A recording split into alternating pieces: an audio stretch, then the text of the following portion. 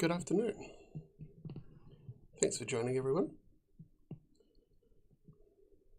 Welcome to today's CI Tools webinar. My name is Josh Osborne and I'm the Product Manager for the CI Tools here at Central Innovation. And this is our weekly webinar where we look at the CI Tools. We sometimes look at new features. We sometimes look at maybe features that you haven't heard of before. We sometimes cover off how to use a tool starting from scratch or new stuff that we've added and updates and that sort of thing. This week we are going to be looking at the Select library. So for New Zealand and Australian customers, if you're on Select here, you get access to the Select library, which is available from MyCI. It's a library of a quite large amount of objects which have been created due to requests from customers like yourself. So there's not really any common theme to what is in the library. It's just a big pile of things that people have asked us to make. And what we're going to do today is just going to go through a handful of those to show you some of the things that are available that maybe you haven't come across yet. So that when you get to points in your project where you might need some of these, you'll be able to remember, hey, I think there's a select object that does that for me. So we're going to go through and have a look at some of those. If you are an international customer, so you are not from Australia or New Zealand, or if you're a non-select customer in Australia and New Zealand, you can also purchase the CI Tools Premium subscription, and that also comes with the Select library as well. So you can get it that way. You may already have it that way, but the objects and add-on that you get from that is the same as the Select library for New Zealand and Australian Select customers. I'm going to be working at ArchiCAD 27 for today. Most of what we're going to look at is available in older versions as well, but there are a handful of features that we'll look at that are 27 only, so I'll make a note of those as we go through. The first thing to know about the Select library, though, is that when you download it, you need to put it into some place that you can actually load it inside ArchiCAD. If I go to my library manager, you'll be able to see that my Select library lives inside my CI Tools library. So I downloaded it and I put it into my CI Tools Library 27 folder. The reason I do it this way is just because it's inside my ArchiCAD 27 library. So it means it'll always be loaded in any project that I create or open on my machine. So it's just sort of for convenience's sake. You can put it anywhere you like, but I do recommend putting it somewhere inside your ArchiCAD library folders, just so that you don't have to remember to add it as an additional library every time you make a new project or something like that.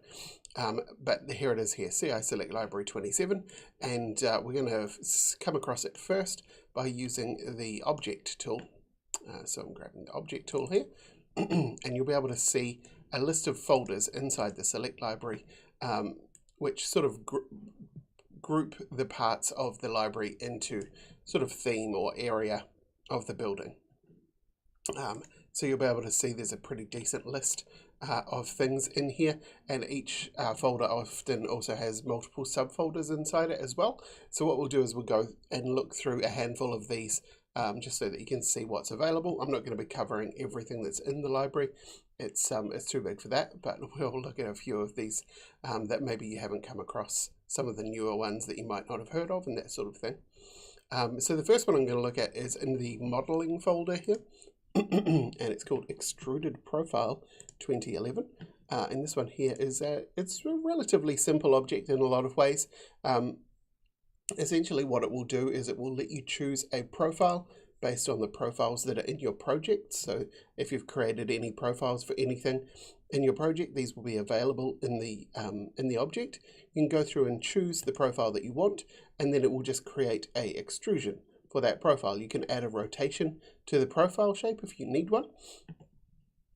And we can choose if we want the path that it draws to be closed, so an enclosed path or an open path. And we can control the way that the end cuts work. So I'll just leave those as they are and hit OK. And then I'll place this one down.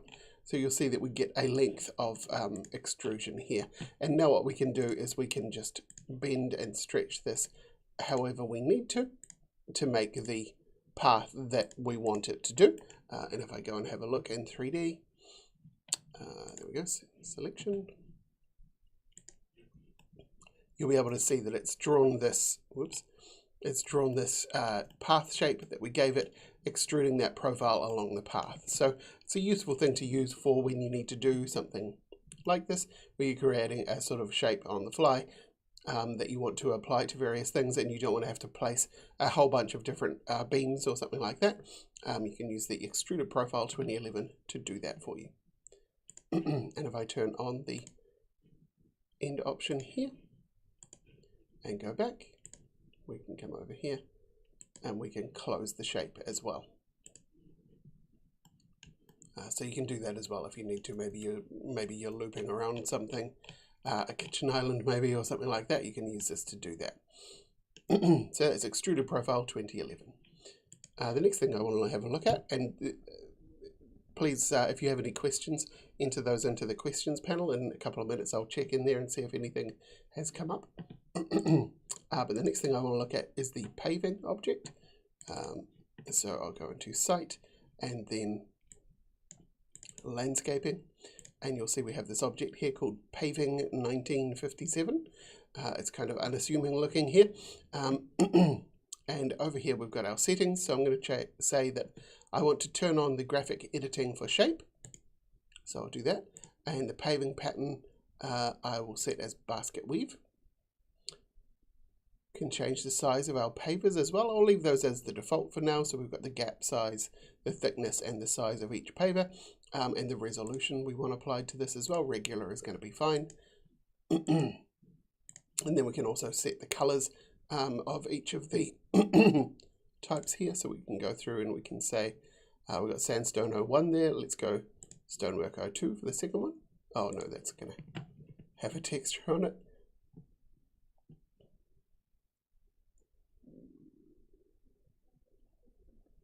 This one will do the trick, I think. So we've got paver surfaces here, and we can also say assign randomly. So this will decide where they get set out. If I change back to one of these, you'll be able to see how this works. So assign randomly is obviously what you see there. Single surface means we only have one of them. It's the top one. Alternate means just every second one will be the next item. So you can see it's alternating sandstone to red rough. Assign randomly is what we had before, and assign by orientation is going to apply them by depending on the face and the shape, which in this case is a rectangle. So we get a kind of a checkerboard effect if we do that. And then we can control the same thing with the edges, which we don't have any of yet, but once we use some of those, we'll be able to see that as well. So I'll leave that as we have it now. Oh, I'll go back to random on this one though. Hit OK, and we'll place one of these down. And what we get is our paving set out here. And you can see over on the left we have, or hopefully you can see on the stream, over on the left we have this kind of floating palette here.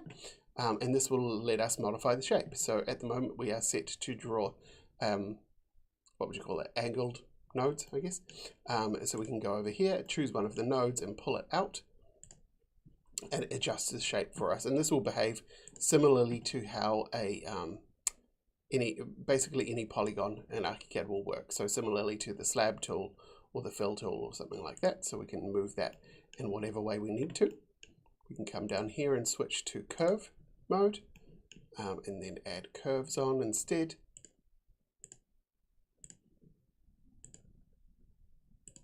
So we can have a nice curve on that edge, and another one over here. And then we can move from curve down to offset.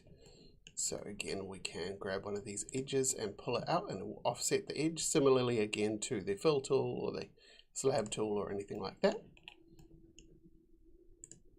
Change down to the contour option. So this lets us add holes to our shape, and then we can move those around as well. So we can move this, let's go down here and then adjust the nodes as well. Oh no, sorry, we're just shifting it by that node. Move this down again and rotate the contour. So we get these little handles that you can see here that will allow us to move that around. And finally, to duplicate as well, which will just do what it sounds like it will do, and we'll get 2 holes there instead of 1. So now we can use that to build up the shape of the paving that we want, and if I view that in 3D, you'll be able to see it looks much like how you would expect it to. So we get nice set of pavers that are randomly set out there. We've got our different colors going on, and the edge types that we, rather the edge shape that we set there is showing. Now we can go back in and we can change our editing mode to edge types instead. So we'll go edge type, hit OK. Go back to our floor plan view and you'll see that we now have controls over the edge type. So we can come through here and we can grab the second option here and click on an edge. Let's click on this one here. So you'll see we get our edging showing here. Move that hotspot over here, get that edge there, and we'll get this edge here as well. And we'll leave the others as they are. If you want to undo any of these, we can just apply the straight edge instead. But if I go back to 3D, you'll see that we have that nice edging showing on there now, so you can get a really nice effect using your pavers. And if we go back into attributes, we can control the edges as well. So we could say red rough here. We can say alternate surfaces, single surfaces again, we'll do them all the same. And randomization, we'll do random edges. So we'll do that one. You can see it's randomized. The selection along the edges is probably not ideal for edges, to be honest, because you'll get unusual expanses of unchanged items because the randomness is just between two possibilities. But yeah, so that is the paver. Just a nice way of getting those pavers modeled for you, and it's generating actual 3D pavers as well. So you can see we've got that gap in between as we told it to, so we can cut a section through this and you'll be able to see the individual paving elements and that sort of thing as well.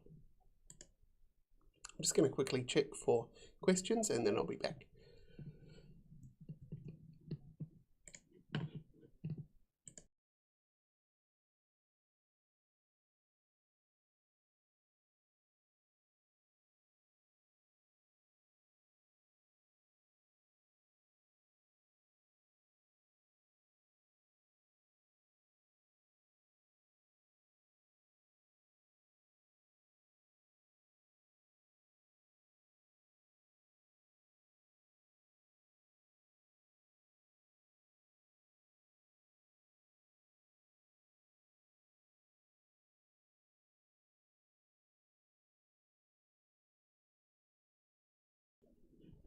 Okay, we don't have any questions yet.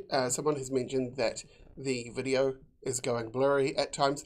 Unfortunately, I can't fix that. The reason that it's doing that is because I have to stream via my phone, and the phone connection is not always perfect, and so it drops in speed occasionally, so you'll see the quality dropping. Apologies for that. I'm working on getting that fixed, but for now this is what we have, so sorry about that. If there's anything that we go over that you can't see when I show it because of something like that happening, please just let me know in a comment, and at the end I can go back and show those again if there's anything that makes it so that you can't see what was going at all. The next thing that I want to look at with the select library is the couple of sort of smart objects, I guess I would call them. We have a handful of objects that we have had in the library for quite some time that allow you to do certain things, generally to do with standards or creating tables and that sort of thing. And we've made a couple of objects that will allow you to just more easily do things like generate a light and ventilation table or a document transmittal or something like that. And recently we've added functionality via the select menu here to automatically populate those objects. So we haven't changed much in the actual objects themselves. We've just made it so that you don't have to enter any of the data yourself. It will just do it for you. So the way that you access those is from your CI tools menu, CI select, and we're going to do a G4 G7 table, which is a standard in New Zealand. So we'll choose this option and then we click to place the table, and it will automatically populate this table with all of the values from our project. So you can see it's sorted by the room name, which is the zone name.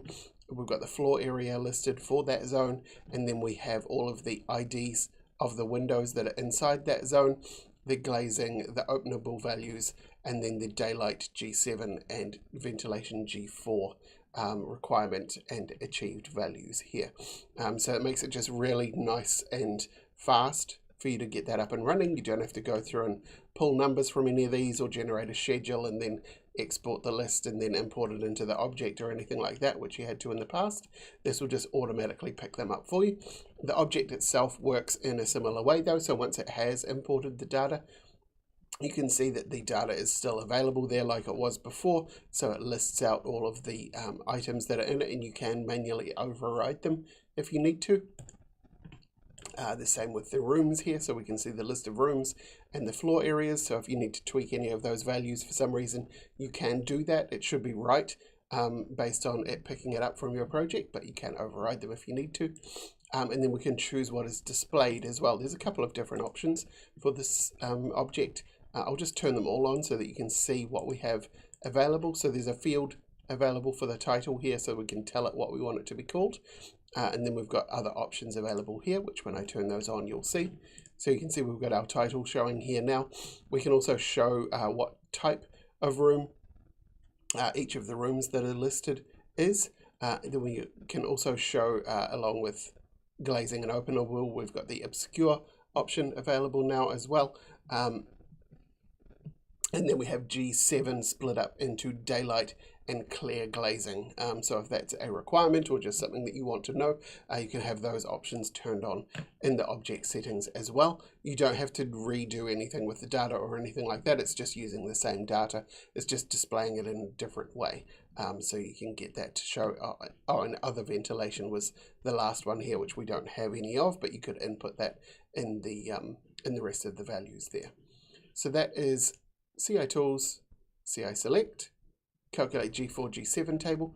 The light and ventilation table works in a very similar way. And this one should be more applicable probably outside of New Zealand. So calculate light and ventilation, click to place, and we get our table similarly to how we did before. So you can see the room name, the floor area, the opening and vent calcs, and the floor area lighting and vent achieved numbers here, and we get similar settings that we did before as well, so you can see the settings for the room and the data and glazing and all that sort of thing.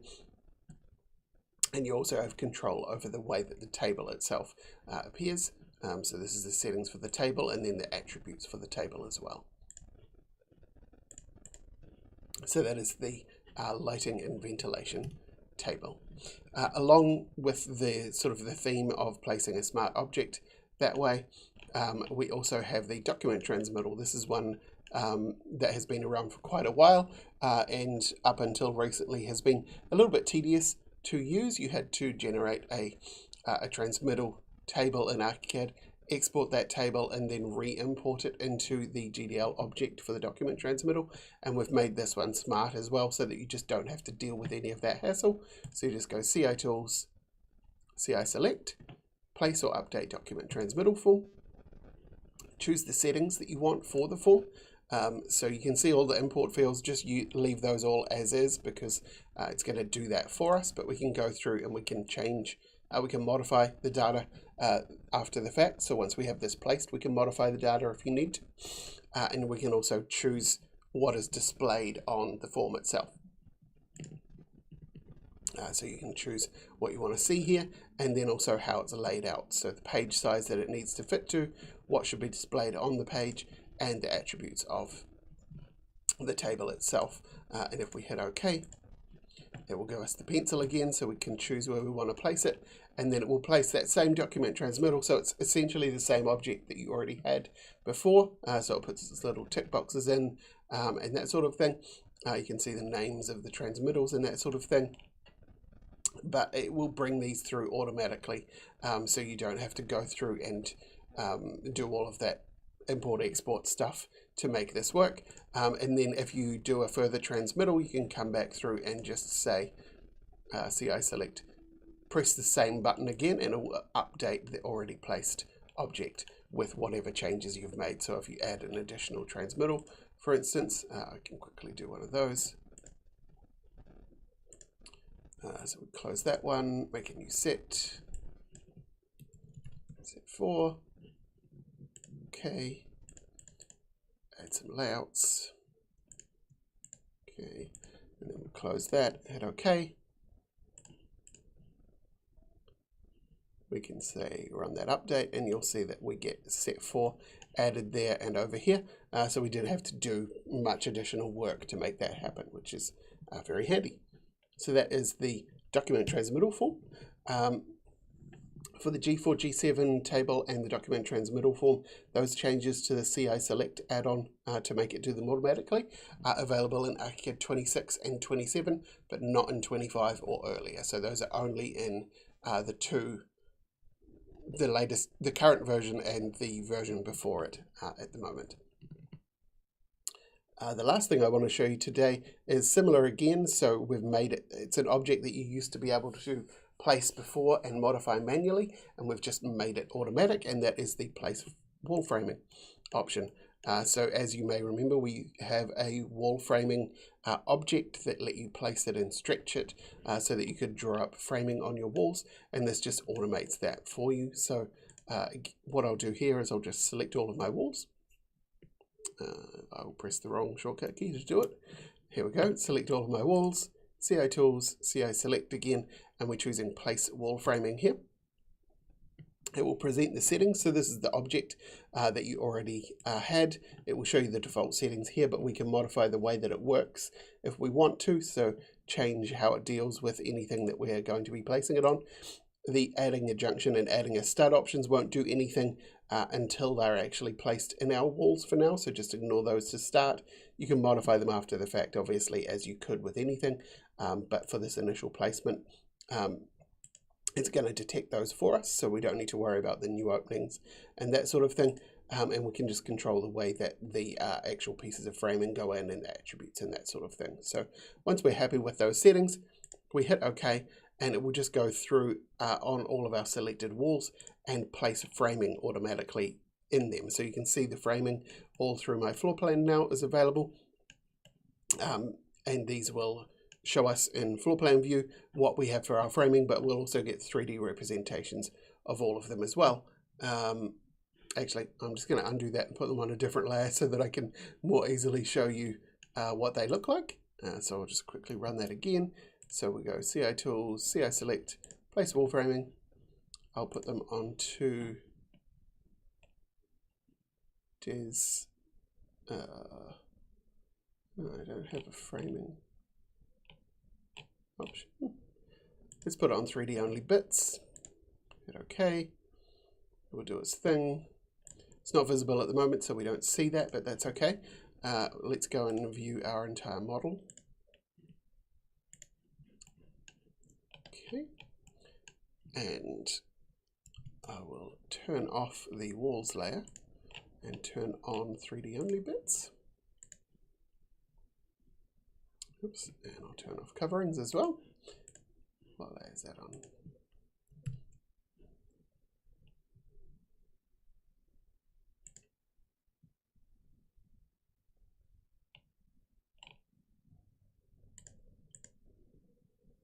Okay, there we go. We can see our wall framing throughout the entire model now. So all of those walls have automatically been framed for us. You can see that they are sized to the walls that they're placed in. So we've got the angled top like we should do, and they've also placed in openings around all of the openings in the walls that they're placed on as well.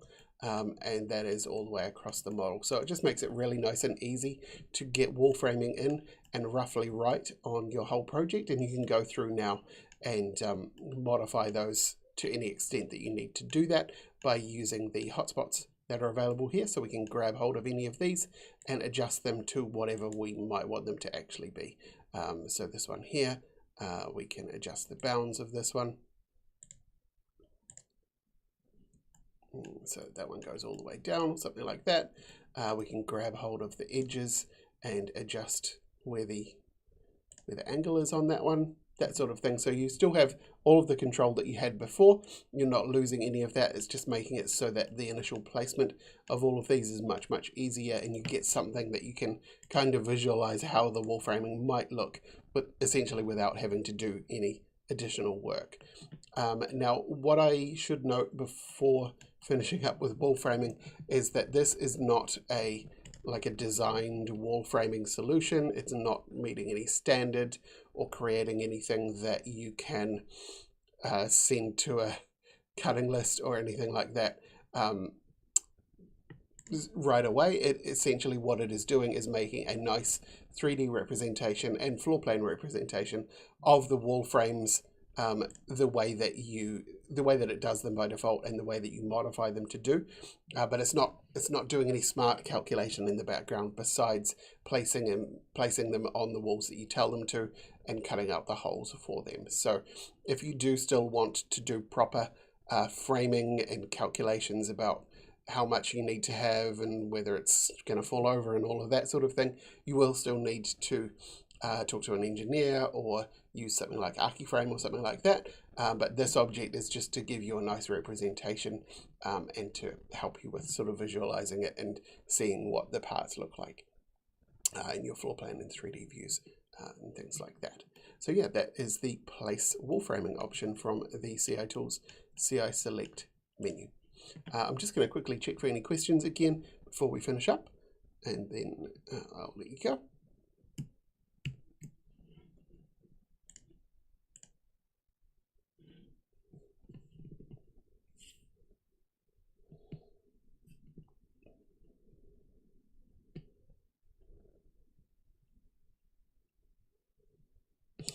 Okay, so we got a couple of questions here. So with the wall framing, is it possible to show insulation? Not at the moment. It's not. The object literally just places wall framing and nothing else. We may be able to make an option so that you can do that. We'll look into that, but no, at the moment it's just wall framing. And can you adjust the size of the lintel? So go back here. It should be coming through now. If I go into the settings here, you should be able to, under openings, choose the size of the elements that are in there. So you can choose the depth of the lintel here, but that's about as much control as you get over that. But if that does what you need it to do, then yes, you can. And then the other question that we had was that if you go to your select menu, not all of those options are showing. There's two possible reasons why you might not be getting all of those additional bits here. One of them is that you don't have the latest version of the add-on loaded. These were added in the region of about 6 months ago, I think. So if you haven't installed the latest version of the Select add-on, you won't see those available. The other possibility is that you might be using a custom work environment, which has a menu, a custom menu saved in it, which means that anything new that we've added since you created your custom menu won't be there. So the way that you can get them back, if that's the case, is just go over and go work environment, apply profile, and just either apply the basic profile, which will wipe obviously all of it, or not wipe, but it will use instead the default work environment for ArchiCAD, or go into the work environment settings and apply just the command layout schemes, the default one. So architectural commands 27 is the default in New Zealand, at least. I think the Australian one is worded very similarly. That should reset everything that's in there to what you need. There is also, you probably already know, there is a CI Tools profile 27. All that does is it adds the cabinet tool and electrical tool and that sort of thing into your toolbox. It does not touch the menus in any way, so applying that work environment won't do anything. If you want to reset your default menu work environment, you need to apply the architectural commands 27 or just the overall architectural profile 27. And if you do apply the overall profile, to get your toolbox items back for the CI tools, you just apply the CI tools profile after the fact. But you can see when I select this one here, all it's doing is affecting that toolbox. It's not affecting the menus at all. So that's the other possibility for why they might not be showing. So check that you've got the latest version installed, and then try applying the default menu setup, not the CI tools menu setup, because there isn't one, but the default ArchiCAD menu setup. All right, that is all we have time for today. Thank you for coming, everyone. We will be here again same time next week. If you have any suggestions for things that you would like to see covered during the next session or any future sessions, please let me know by just contacting our support desk and telling them what you want to know about. But yeah, that's all from me, and I will catch you at the next one. See you.